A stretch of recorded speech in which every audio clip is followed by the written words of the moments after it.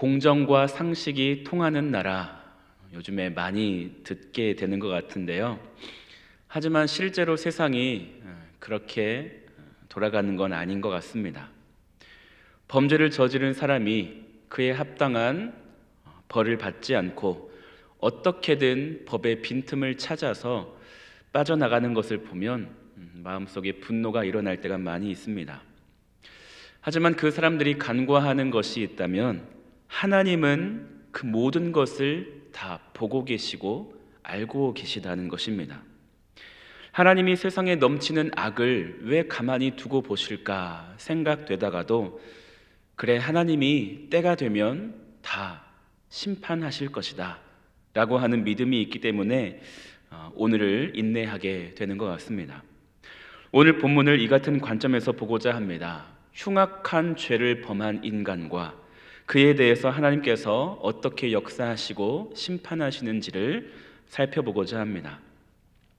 오늘 본문의 중심되는 인물은 아비멜렉인데요, 기드온이 첩에게서 낳은 아들입니다. 아비멜렉은 외가 친척들이 있는 세겜으로 가서 이렇게 말합니다. 여룻발, 기드온이죠, 여룻발의 아들 70명이 다 너희를 다스림과 한 사람이 너희를 다스림이 어느 것이 너희에게 나으냐? 또 나는 너희와 골육임을 기억하라. 아비멜렉은 스스로 왕이 되고 싶었습니다. 그래서 먼저 세겜 사람들의 마음을 얻으려고 친척들에게 도움을 구한 것입니다. 자신과 혈연 관계임을 부각시키면서 내가 왕이 되어서 너희를 다스려야 너희에게도 유익하지 않겠느냐, 이렇게 설득을 하는 거죠. 아비멜렉의 외가 친척들은 세겜의 모든 사람들의 마음이 아비멜렉을 향하도록 돕습니다. 그 결과 세겜 사람들은 아비멜렉에게 대해서 이렇게 얘기합니다. 그는 우리의 형제라. 너의 편이 되어주겠다라는 거죠. 그래서 아비멜렉을 왕으로 받아들입니다. 그리고 나서는 이제 아비멜렉에게 방해가 되는 자들을 제거합니다. 누굴까요? 아비멜렉의 이복 형제들. 어머니는 각각 다르지만 아버지는 같은 피를 이어받은 70명의 형제들이 있었습니다. 아비멜렉은 첩의 자식이었기 때문에 출신의 약점을 가지고 있습니다. 그래서 자신의 형제들을 모두 죽이려고 하는데 자기 혼자서는 그걸 감당하지 못하겠으니 어떻게 하냐면 우상에게 바쳐진 재물 은 70을 얻어서 그 돈으로 방탕하고 경박한 사람들을 돈을 주고 삽니다. 돈을 주고 불량배들을 다 끌어모은 것이죠. 그리고 나서 5절에 보면 오브라에 있는 그의 아버지의 집으로 가서 여룻바알의 아들 곧 자기 형제 70명을 한 바위 위에서 죽였으되 다만 여룻바알의 막내 아들 요담은 스스로 숨었으므로 남으니라. 아비멜렉의 악함을 잘 보여주는 대목입니다. 그는 자신들의 형제를 모두 죽입니다. 그 중에 막내 혼자만 숨어서 목숨을 구하지만 다른 형제들은 한 바위 위에서 죽었다 그랬습니다. 한 바위 위에서 죽었다라는 말은 아비멜렉이 자신의 형제들을 쫓아가서 도망가는 사람들을 쫓아가서 죽인 것이 아니라 그들을 다 붙잡아서 특별한 곳으로 다 같이 끌고 가는 겁니다. 그래서 그곳에서 한꺼번에 처형을 한 것이죠. 잔인하게 자기 형제 70명을 죽입니다. 여러분, 한 공동체를 이끄는 리더가 어떤 사람이냐 하는 것은 굉장히 중요한 일입니다. 리더가 어떤 사람이냐에 따라서 그 공동체의 미래가 달려있기 때문입니다. 자격 없는 사람이 리더가 되었을 때 그 공동체 전체에게 고통스러운 결과가 주어집니다. 그래서 리더를 세우는 것이 너무나 중요한 일인데 세겜 사람들은 아비멜렉을 왕으로 세웠습니다. 괜찮을까요? 아비멜렉 같은 사람이 왕이 될 만한 사람일까요? 스스로 왕이 되려는 욕심에 사로잡혀 형제들을 잔인하게 죽이는 그 모습에서 우리는 아비멜렉이 어떤 사람인지를 충분히 짐작할 수 있습니다.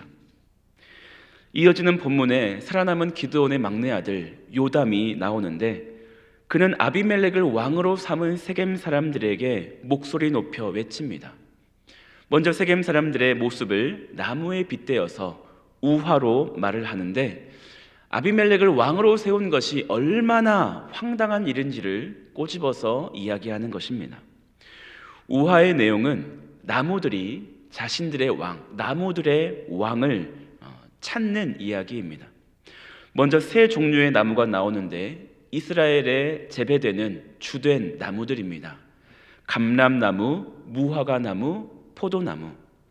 이 세 나무는 모두 자신에게 주어진 본분이 있기 때문에 그것을 버리고 나무들 위에 우쭐댈 수 없다라고 하면서 그 왕의 자리를 사양합니다. 그러자 나무들은 가시나무에게 가서 우리의 왕이 되어달라고 합니다. 가시나무는 다른 나무들과는 다르게 유익을 주지 못하는 무가치한 나무입니다. 한 30cm에서 60cm 정도 자라는 나무이기 때문에 그늘을 만들어 줄 수도 없습니다. 그리고 불에 잘 붙어서 불이 붙으면 다른 나무에 옮겨 붙을 수도 있기 때문에 유익을 준다기보다는 오히려 다른 나무에 피해를 줄 수 있는 위험한 나무였습니다. 그런데 나무들은 그 가시나무에게 나무들의 왕이 되어달라고 얘기한 거죠. 요담이 말하는 나무 이야기에서 아비멜렉이 마치 가시나무와 같다라는 것을 말하고 싶었던 것입니다. 그리고 요담은 이렇게 이야기를 마무리합니다.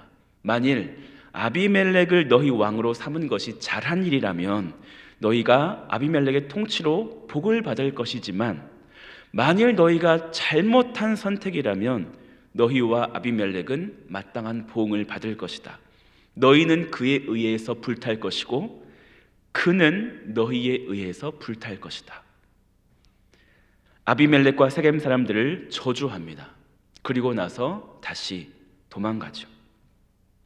그럼 이제 아비멜렉과 세겜 사람들에게 어떤 일이 벌어질까요? 요담이 저주했으니 그 저주가 바로 응하게 될까요? 그렇지 않았습니다. 당장이라도 큰 일이 벌어질 것 같았지만 아무 일도 없었습니다. 하나님이 마치 그 아비멜렉과 세겜 사람들의 악행을 못 본 채 하시는 것 같은, 마치 하나님이 아무것도 하지 않으시고 침묵하시는 것 같은 시간들이 흘러갑니다. 특별한 일이 없이 3년이라는 세월이 흘러갑니다. 그리고 3년 후가 되어서야 하나님은 일하기 시작하십니다. 22절과 23절에 보니 아비멜렉이 이스라엘을 다스린 지 3년에 하나님이 아비멜렉과 세겜 사람들 사이에 악한 영을 보내심에 세겜 사람들이 아비멜렉을 배반하였더니, 하나님이 악한 영을 사용하셔서 세겜 사람들과 아비멜렉 사이를 갈라놓으십니다. 세겜 사람들이 아비멜렉을 배반하고 다른 사람을 따르는데 가알이라고 하는 사람이 등장합니다. 세겜 사람들이 가알을 신뢰해서 그를 따르기 시작하고, 가알은 대놓고 아비멜렉을 저주하며 자신이 아비멜렉과 싸워서 그를 처치하겠다라고 허세를 부립니다. 아비멜렉의 신복인 스불이라는 사람이 이 모든 일을 듣고 아비멜렉에게 보고하게 됩니다. 아비멜렉은 스불이 알려준 대로 군사들을 데리고 매복해 있다가 아침 해가 뜰 때 가알을 공격합니다. 결국 허세를 부리던 가알은 패해서 세겜에서 쫓겨났고, 아비멜렉은 세겜 성읍으로 쳐들어가서 모든 백성들을 죽이고 그 성을 헐고 소금을 뿌렸습니다. 소금을 뿌린다는 것은 그 땅을 황폐화시키는 것입니다. 작물을 가꿀 수 없게 그 땅을 망가뜨리는 거죠. 아비멜렉은 세겜 사람들에게 자신을 배신한 대가를 톡톡히 치르게 하였습니다. 또한 아비멜렉은 여기서 멈추지 않았습니다. 세겜 망대에 있던 사람들이 우상의 신전으로 몸을 피했다는 소식을 듣고 그곳으로 가는데, 그냥 가는 것이 아니라 나뭇가지 하나를 들고 갑니다. 그리고 자기를 따르는 사람들에게 너희도 다 나뭇가지 하나씩 들고 와라 해서 그 나무를 쌓아놓고 신전을 불사르게 됩니다. 그렇게 해서 죽은 사람이 1000명이라고 했습니다. 아비멜렉의 잔인함을 볼 수 있는 또 다른 장면이죠. 그런 후에 아비멜렉은 세겜 가까이에 있는 데베스라는 곳으로 가는데, 그리고 그곳에서 똑같은 방법으로 사람들을 불에 태워 죽이려고 합니다. 사람들이 망대로 몸을 피하고 있을 때 그곳에 불을 지르려고 하는데 그 망대 위에 있던 한 여인이 맷돌 윗짝을 던졌고 그것이 아비멜렉의 머리로 떨어집니다. 그래서 아비멜렉은 두개골이 골절되게 되었고 그는 마지막에 죽기 전에 여인에게 죽었다라고 하는 수치를 당하지 않기 위해서 자기 무기를 든 자에게 나를 찔러라 명령하죠. 그리고 무기를 든 그의 부하는 아비멜렉을 찌르게 되고 그는 최후를 맞이하게 됩니다. 여자의 손에 죽는 것을 수치로 여겨서 그렇게 명령했지만 결국 모든 사람이 아비멜렉은 여인의 손에 의해 죽임을 당했다는 것을 다 알게 되었죠. 아비멜렉은 자신이 왕이 되기 위해서 형제들을 죽이는 악행을 저질렀고 그 결과 자신도 비참하게 죽게 되었습니다. 이 모든 일의 결론은 56절, 57절로 이 이야기가 결론 지어지는데요. 우리 함께 읽어보겠습니다. 56절, 57절입니다. 아비멜렉이 그의 형제 70명을 죽여 자기 아버지에게 행한 악행을 하나님이 이같이 갚으셨고 또 세겜 사람들의 모든 악행을 하나님이 그들의 머리에 갚으셨으니 여룻바알의 아들 요담의 저주가 그들에게 응하니라. 하나님이 심판하셨다라는 것입니다. 하나님께서 아비멜렉이 행한 그 악을 심판하셨고 세겜 사람들의 악을 심판하셨다는 거죠. 요담이 저주한 대로 아비멜렉에게서 불이 나와서 세겜 사람들을 삼켜버렸고 세겜 사람들에게서 불이 나와서 아비멜렉을 불살라 버린 거죠. 요담의 입장에서 봤을 때는 하나님이 당장 그의 저주에 대해서 응답하지 않으시고 3년이라는 시간 동안 아무 일도 안 하시고 침묵하시는 것 같아서 하나님 앞에 되게 원망스러웠을 것입니다. 하지만 하나님은 때가 되었을 때에 철저하게 심판하신 것을 봅니다. 우리도 때때로 이런 생각을 할 때가 있습니다. 왜 하나님이 가만히 계실까?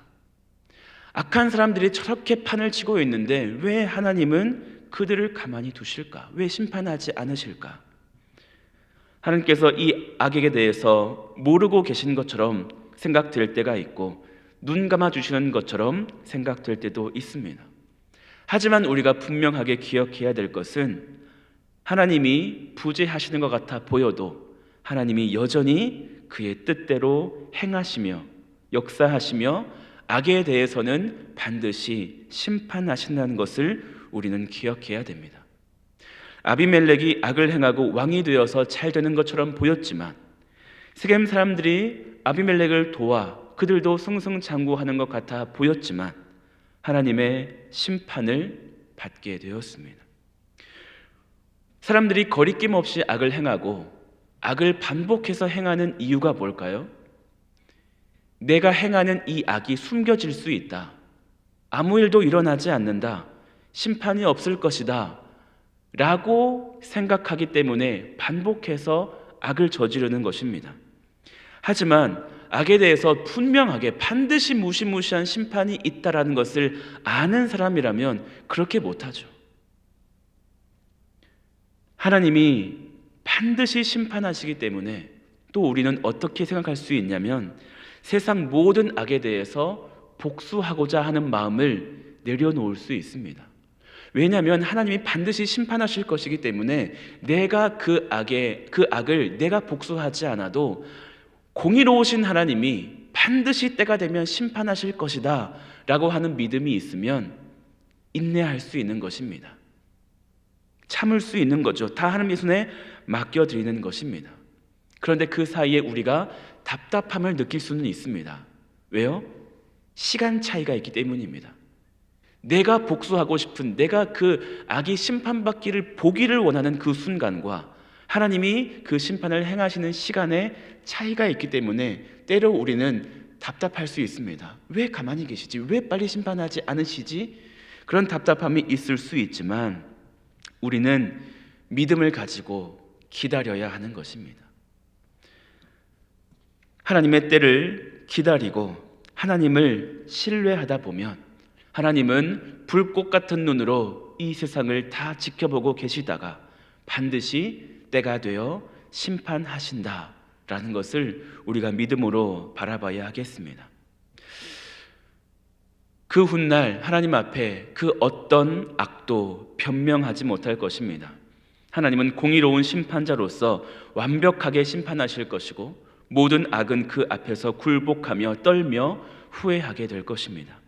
그러므로 여러분, 하나님께서 반드시 악에 대해서 심판하실 것이기 때문에 우리 안에 있는, 내 삶에 있는 어떤 것이라도, 악한 모습이라도 남겨놓지 않으시기를 바랍니다. 어떤 모양이든지 악은 버리실 수 있기를 바랍니다. 결코 숨겨지지 않을 것입니다. 하나님 앞에 다 드러납니다. 그렇기 때문에 하나님을 두려워하는 마음을 갖고 내 마음에 또 내 손에 악을 다 제해 버리시는 여러분들 되시기를 바랍니다.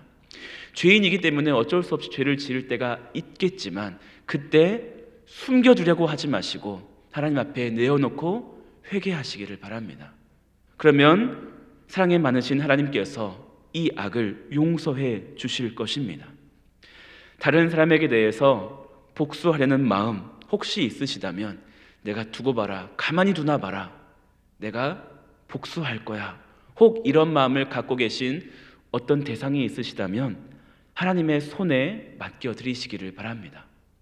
내가 하지 않아도 하나님께서 그 악에 대해서 반드시 심판하시는 때가 있을 것이기 때문입니다. 하나님께서 여러분의 마음을 다 아십니다.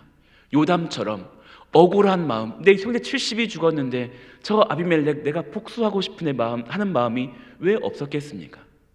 하나님이 그 요담의 마음을 아셨습니다. 그래서 그 마음을 위로하셨고 그 마음을 위로하시면서 때가 되어서 심판하신 것처럼 하나님이 우리 마음도 다 아십니다. 때로는 억울함을 당했을 때 하나님께서 눈 감아주신 것이 아니라 보고 계십니다. 공의로우신 하나님께서 행하실 것이기 때문에 오늘도 믿음으로 주님께 모든 것을 맡기시고 하나님의 위로를 사모하는 저와 여러분들 되실 수 있기를 바랍니다. 우리 안에 있는 악한 모습을 버리고 모든 악의 심판이 하나님의 손에 있다는 것을 믿으시고 오늘도 하나님께 우리의 삶을 맡기고 의지하며 나아가는 저와 여러분들 되실 수 있기를 주님의 이름으로 축원합니다. 아멘. 기도하겠습니다. 하나님 아버지 감사합니다. 오늘도 말씀을 통하여서 우리가 어떻게 이 세상을 살아가야 할지, 또 하나님께서 이 세상의 악에 대해서 어떻게 심판하실지 깨닫게 하시니 감사합니다. 하나님, 많은 사람들이 아무렇지 않게 거리낌 없이 악을 행하고 있습니다. 그들은 모르기 때문입니다. 하나님이 보고 계시며 알고 계시며 반드시 심판하신다는 사실을 모르기 때문에 그들은 숨겨질 줄 알고 악을 행하고 있지만 그들은 반드시 심판을 받게 될 것이라는 것을 우리는 말씀을 통해 알게 되었습니다. 그러기에 우리는 우리 안에 있는 것은 그 어떤 모양이라도 악을 제하게 하여 주시고 악한 자들에 대해서 내가 복수하려는 마음이 아니라 하나님의 손에 맡겨드릴 수 있는 믿음을 갖게 하여 주시옵소서. 하나님, 대림절을 지나고 있습니다. 우리 죄를 위해서, 우리 죄를 대속하기 위해서 이 땅에 오신 예수 그리스도를 깊이 묵상하게 하시고 나의 모든 죄, 모든 더러운 죄를 속해 주신 그 하나님의 사랑에 대해서 더 깊이 감사하는 기간이 되게 하여 주옵소서. 하나님, 방글라데시 선교를 마치고 이제 선교팀이 돌아오고 있습니다. 하나님, 그 오는 길 안전하게 하시고 또 공항에서 교회까지 오는 그 운전하시는 강성현 장로님의 그 운전대도 붙잡아 주시고 모든 선교팀 돌아와서 또 하나님께서 행하신 모든 일들을 간증하는 복된 팀이 될 수 있도록 축복하여 주시옵소서. 그곳 방글라데시 선교사님과 그곳의 학교, 그곳에 하나님을 찾는 모든 백성들에게 하나님의 선한 손길이 늘 함께 하시기를 축복합니다. 하나님, 또 오늘도 추운 날씨가 계속되지만 구세군 자선냄비 봉사를 오늘도 이어져 할 것입니다. 봉사로 수고하는 우리 모든 손길들을 축복하여 주시고, 또 그 섬김을 통하여서 도움을 받게 될 어려운 이웃들, 그들이 올 겨울을 또 따뜻하게 주님의 사랑 가운데서 지낼 수 있도록 주님께서 인도하시고 보호하여 주시옵소서. 하나님, 오늘 말씀을 우리 마음에 새기고 또 나아가오니 우리의 삶에 주님 기뻐하시는 선한 일로 가득 채우게 하여 주시고, 우리가 가는 곳마다 복음이 전해지게 하시고 하나님의 사랑이 전달되게 하여 주옵소서. 오늘도 하나님께 감사한 마음 담아 예물 올려드린 손길 기쁘게 받아주시고 삶에 넘치는 은혜와 사랑으로 채워 주시옵소서. 오늘도 주님과 가까이 동행하기를 소망하며 예수 그리스도 이름으로 기도하옵나이다. 아멘.